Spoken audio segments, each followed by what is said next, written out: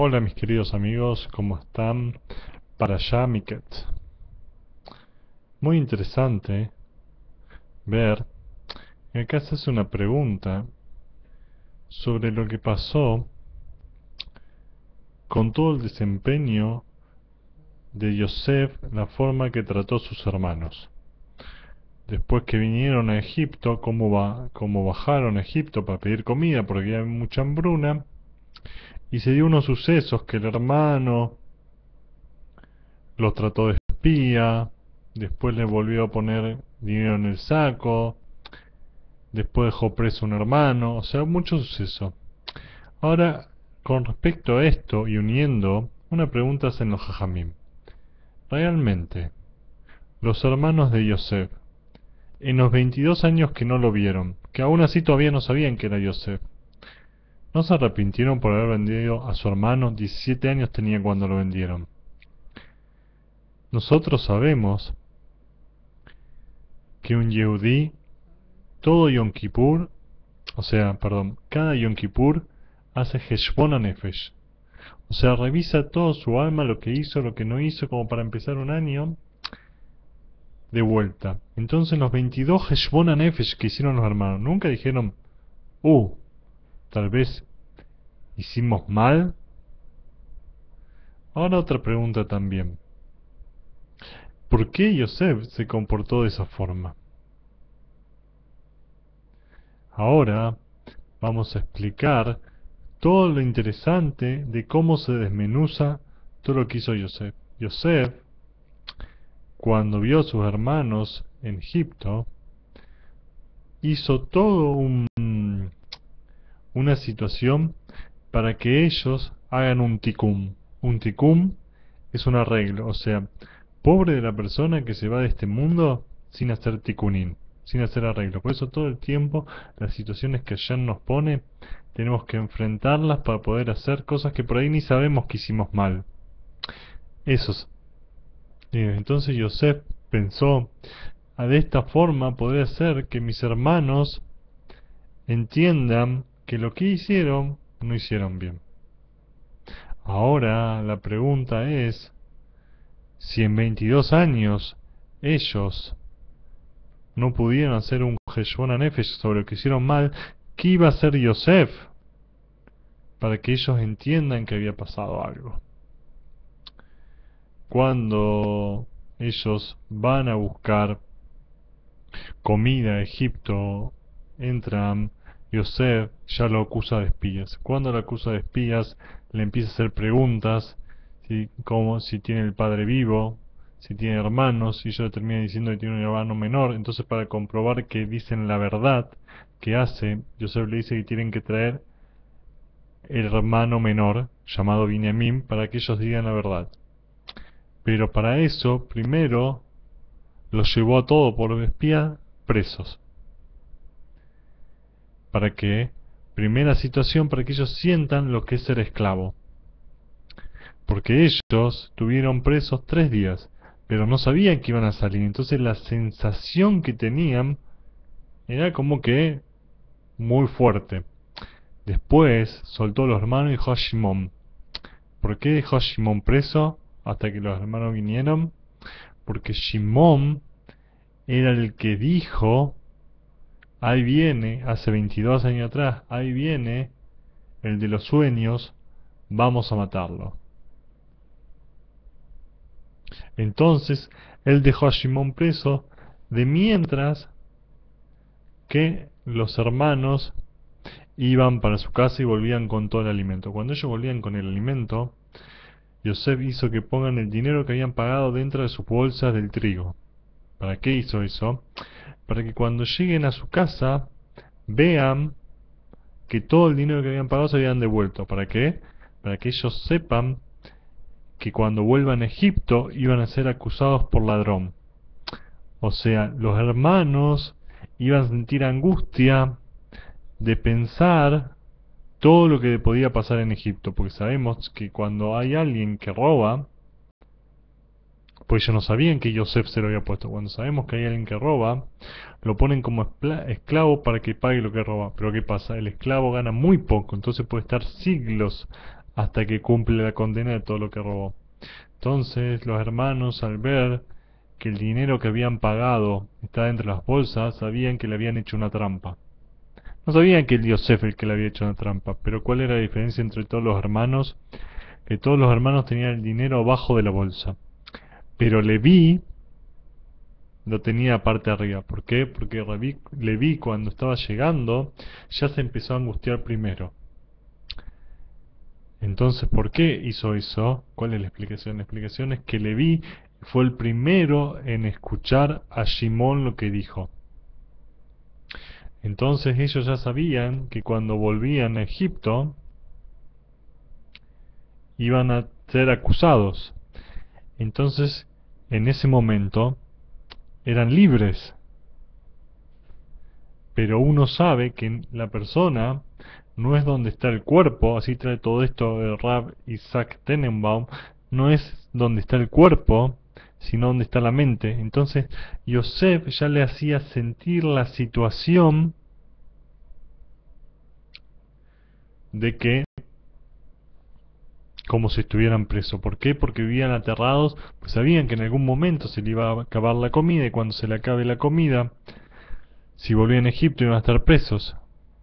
Y no, pero bueno, llegó un momento, acelerando, que tuvieron que volver a Egipto y tuvieron que convencer al padre para poder llevar a Binyamin, para demostrarle. Cuando llegaron de vuelta a Egipto, el rey los invitó, el virrey, perdón, Yosef los invitó, y cuando los invitó le dio una gran comida.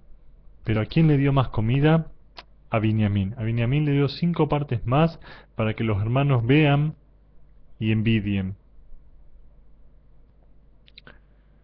Así fue como les dio de comer, y después que hizo eso, le dio un montón de trigo,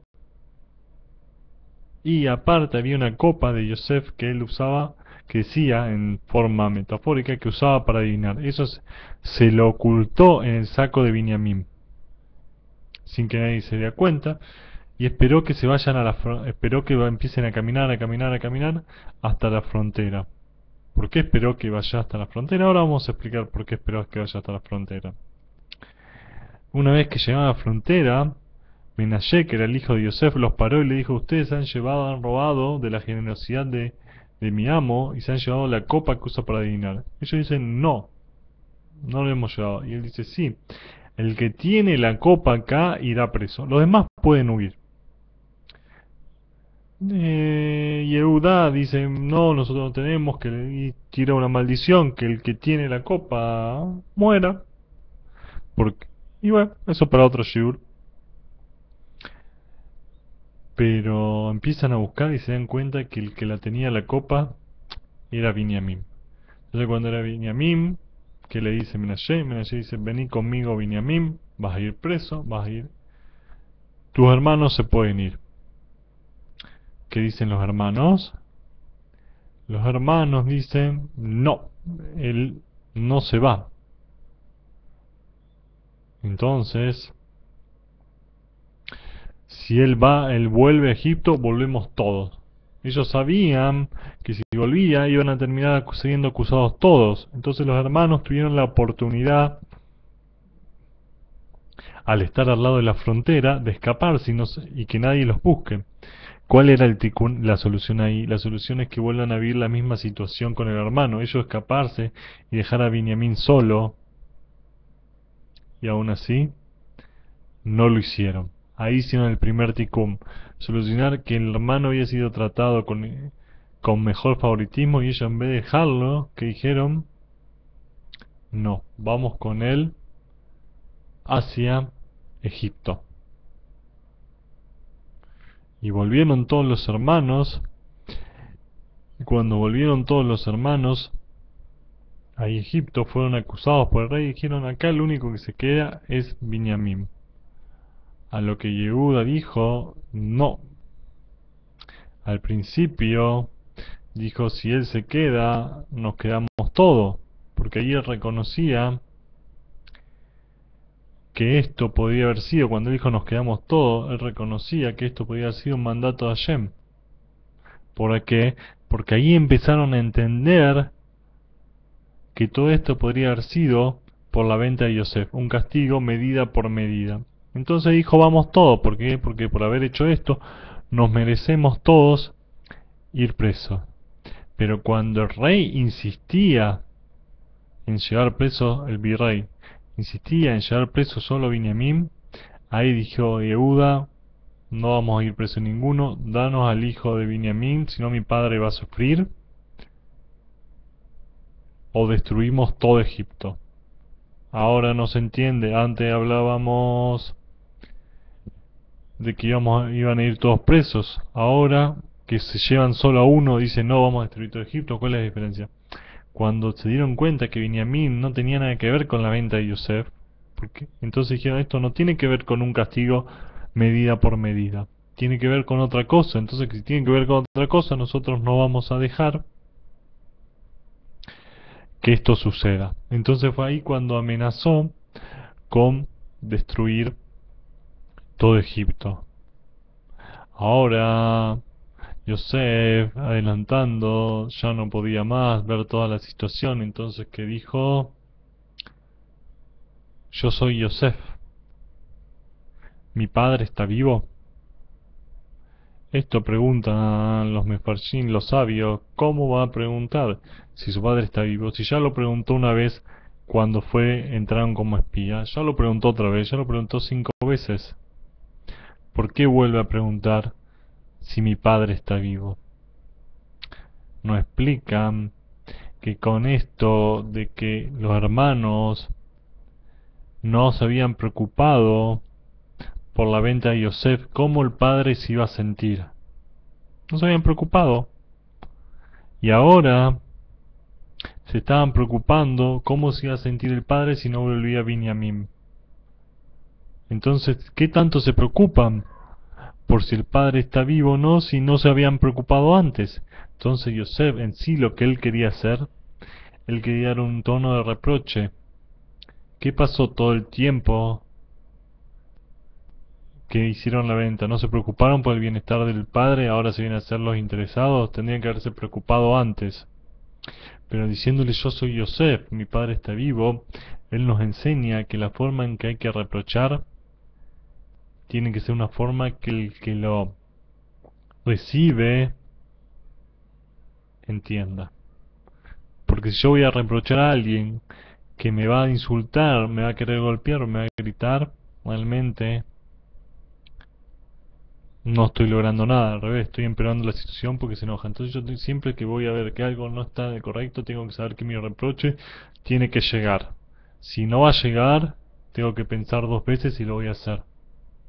Esto es en sí la idea, toda la situación que se dio, para hacer un resumen, de los espías que decía Yosef, hasta que Yosef se rebeló, era todo para que los hermanos puedan solucionar la situación que habían hecho 22 años atrás, que ellos no habían entendido como un error.